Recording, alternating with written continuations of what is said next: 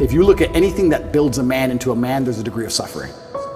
So many men say, I want to be the man, but they don't want to suffer, they don't want to fight, and I don't understand why, because even if you look at a superhero movie, they tell you, even in superhero movies, they make it very clear, Batman's parents died, that's why he's Batman. It's very hard to become a man and have a man who's respected and has stories and is capable when he only had a nice life and nice experiences. It's usually the things that made you the best version of you are usually the worst things that happened to you. All the bad things have to happen. There's no way to get there without the bad things. Where do you find the strength when you're in these difficult situations? I always find the strength from my last name. I'm Andrew Tate. So I just have to do it. I'm in a Romanian jail cell. I wake up, there's cockroaches in my bed. They're all over my face. What am I gonna do, cry? Am I gonna go and sign a piece of paper and say I'm guilty? I'm gonna sell my brother out? No, I'm gonna take the cockroaches off my mouth. I'm gonna do some push-ups, because I'm Andrew Tate. When shit really gets hard, honor and courage and bravery and your last name is all you've ever had. Especially with men, none of them are bestowed with the things that the masculine essence needs to be a good man. You need pride, you need honor. Matrix Media, they say, why did you get so big? Because I'm telling the truth. I'm telling the truth, which every man knows is intrinsically true in his heart, because God has instilled him with a basic degree of morality of right and wrong. I'm saying things to a 17-year-old boy and he's going, he makes sense. I get it. Everything I was told so far just didn't quite click, but this does. And that's what they're so scared of. I was talking about this the other day. I was talking about how I have a pet peeve, and one of my pet peeves is painkillers. And I was being typical me, and I was going over the top. And I was discussing with this guy. This guy said, have you got any aspirin? I said, there's no aspirin in my house. And he said, why? I said, brother, you are not facing 1% of the life difficulties I am facing. Think about it. No government's trying to lock you up. The Matrix isn't after you. They're not trying to frame you. Nobody wants you dead. When God finally gives you a tiny headache, to give you something to show you're half a man, a little bit of resilience, you pussy out and take an aspirin. Can you just have a headache? Just have a headache. And not only just have a headache and don't mention it, because I don't care. So don't even talk about it. Nobody needs to know. What do you want? Do you want therapy? You want sympathy? Nobody cares you have a headache. Shut up. Like nearly any problem on earth, whether it's men's mental health, whether it's women's mental health, no matter what it is, whether it's crime, no matter what it is, how do you fix the problem? By building men of caliber, by building men of capability and status and honor and dignity, and by building men of ability to be good standing citizens who are respected by their peers. All of it comes back to improving men. All of it. Every single problem you can possibly name, it comes back to building strong men of capability who are respected. That's all. It's the baseline of humanity. Men always has been the baseline of humanity. And that's why nearly every problem we can name, all of them are in a direct negative correlation with masculinity. As masculinity plummets, all this garbage is going up through the roof. Is that a coincidence? Absolutely not, really not. You can literally see it with a graph, and you can see it happening. Saving the way men think and operate, growing a new generation of men who understand they have duty to themselves, their last name, and God, literally saves the world. All of it. Women respect men who stick by their principles and their beliefs, and the principles and beliefs of a man are always to do what he is supposed to do regardless of how he feels. You must train when you don't feel like training. You must protect when you don't feel like protecting. You must be a good man. And when you're actually a truly good man and a high value man, this is something I absolutely realized in jail.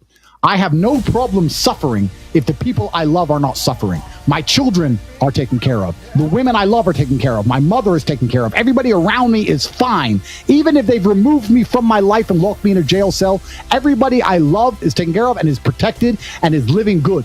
I must suffer because I am a man. I am the head of my empire. I'm the head of the clan. Of course, I will suffer, but the people I love are not suffering. This is what God has bestowed upon important men since the beginning of time. Not just important men, all men. The men in the Titanic as the boat was going down, about to be sucked into the icy cold water, some of the last thoughts in those men's head, I know, was at least I saw my daughter and my wife get on that boat.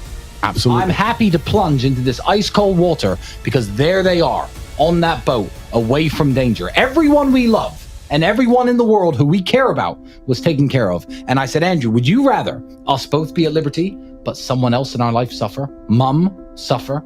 Our kids suffer? The Never. mothers of our children Never. suffer? No, I'm glad it was me. I'm glad I was the one who was suffering and everyone else was okay, because that's what being a man means. When you're a man, absolutely, you're right. It is our job to suffer so the people around us do not suffer. And that's why if you're a man and you're waking up every day and you're not trying your very best to be important or upgrade yourself or upgrade your character, or you're lacking motivation, then you have a serious problem, because it is your job to be capable of dealing with the insurmountable pressure which God is going to put upon you, so that when you suffer, everyone around you does well. Our lives are set up that even if they throw us in a dungeon today, everybody we love will be okay forever. And that is what's most important. That's the most important thing. That's success. And that was absolutely comforting in jail when we discussed that. And we said, everyone we love is okay. You and I just have to make it through this. And that's absolutely and utterly comforting. And if you're a man sitting at home right now, you need to sit and say, okay, if they plucked me from my life, if they picked me up and threw me in a room and locked me in a jail cell, which can happen. Which can happen to anybody, especially as they continue these matrix attacks on masculinity as a whole. Would your wife have a roof over her head? Would your children eat? Would your family be okay? Think about these things. This is what you're working for. You're not working to make money so you can buy a Lamborghini. You're working to make money, and you're thinking outside of the box, and you're becoming your best version of yourself, so all the people around you will always be okay no matter what happens. It is your job as a man to suffer. And we did our job fantastically, absolutely and utterly, as we should. We always will. And we always will. And everybody around us was okay. And that is extremely comforting in times of hardship, because we're built for suffering. We were absolutely and utterly built for suffering. No matter how close I came to crying inside of that jail cell, I knew all the people around me were safe and all the people around me could eat. And that's all I cared about. I used my phone calls. When I would call other people and they were asking me how I was, I'd say, we don't want to talk about me. How are you? Are you okay? Are you okay with the media pressure? Are you okay? Are your bills paid? Do you have money? Can you eat? I'm in a jail cell in Romania. I'm making sure that everyone I love is okay. I don't need them to sit and worry about me. I worry about them. I sat in a jail cell making sure I could fix the problems for the people I love outside in the free world from a dungeon. That is what a man does. And you must prepare and set up your life for that. You must be prepared to be plucked from life. And understand that everybody around you who once relied on you will still be relying on you, even when you sit in that jail cell. It's still up to you. You are still the man of the household. You are still the top G of your life. Only you. And if you don't pay the bills, who's going to do it?